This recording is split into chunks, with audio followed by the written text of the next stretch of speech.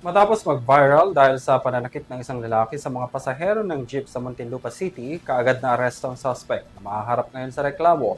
Dinala naman sa ospital ang biktima na nagtamo ng mga suntok mula sa suspect. Narito ang aking balita. Suntok at sipa ang tinamo ng dalawang senior citizen matapos protektahan ang mga pasahero ng jeep sa South Muntinlupa kahapon June 24.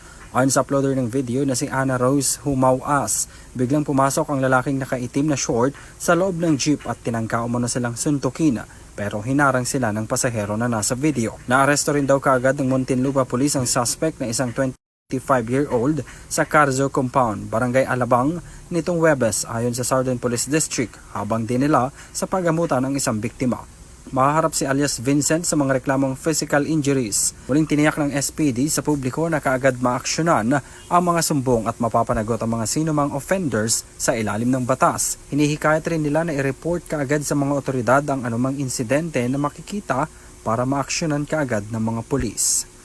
Para sa Euro TV News, ako si Henry V.